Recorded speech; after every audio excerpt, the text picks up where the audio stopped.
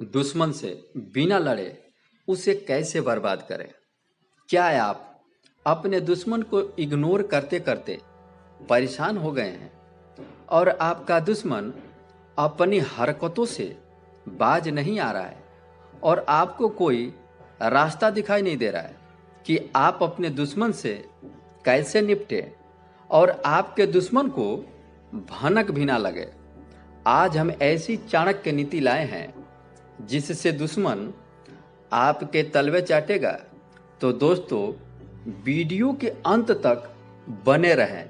नमस्कार दोस्तों, स्वागत है आपका शिव कृपाल शर्मा यूट्यूब स्टोरी चैनल में। दोस्तों, शुरू करते हैं दुश्मन को सबक सिखाने का चाणक्य नीति।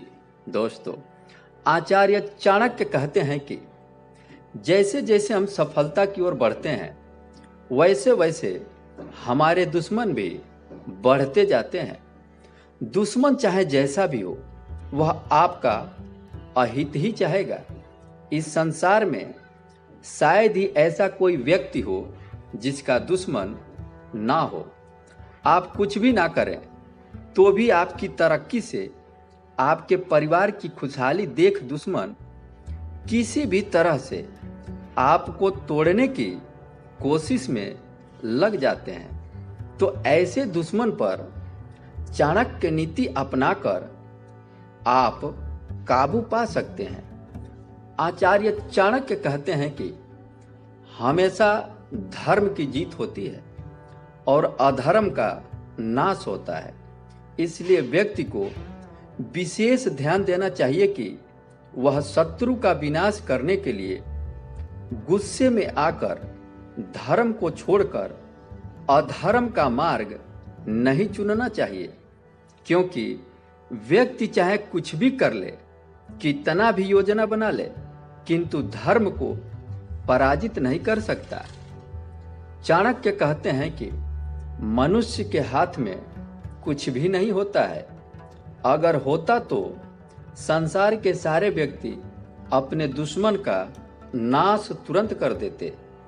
आप अपने शत्रु को नीति के माध्यम से डरा सकते हैं, उसे अपंग बना सकते हैं, किंतु इस संसार से दुश्मन का समूल नाश नहीं कर सकते। दूसरी बात, आचार्य चाणक्य कहते हैं कि अगर आपका दुश्मन परेशान कर रहा है तो सबसे पहले उसे मजाकिया ढंग से प्रहार करें, ताकि उसे पता ही ना चले कि आप मजाक कर रहे हैं या उससे बदला ले रहे हैं। आचार्य चाणक्य के अनुसार अपने दुश्मन के हथियार का पता लगाएं। दुश्मन का हथियार ही आपका सबसे बड़ा हथियार साबित होगा। यानी कि आप दुश्मन की अच्छी या बुरी दोनों बातें के बारे में पता लगाएं। दोनों बातों को पता चलने के बाद आप उसे उकसाने की कोशिश भी कर सकते हैं, ताकि वह अपना आपा खो दे और क्रोधित होकर अपना विवेक भी खो दे। तो आप इसका पूरा फायदा उठा सकते हैं, क्योंकि दुश्मन क्रोध में आकर कुछ ऐसा निर्णय करेगा जिससे आपको फायदा होगा, क्योंकि आपको दुश्मन की सारी गलतियां आपको पता चल चुकी है। चौथी बात, चाणक्य कहते हैं कि कभी भी सांप और शत्रु को घायल करके नहीं छोड़ना चाहिए, नहीं वह कभी भी मौका पाते ही आप पर प्रहार कर देगा। दोस्तों, सांप और दुश्मन को आपको कभी भी नहीं छोड़ना चाहिए, क्योंकि आपको जैसे ही वो कमजोर देखेगा आप पर आक्रमण कर देगा। इसलिए सांप और दुश्मन को हमेशा कुचल देना चाहिए।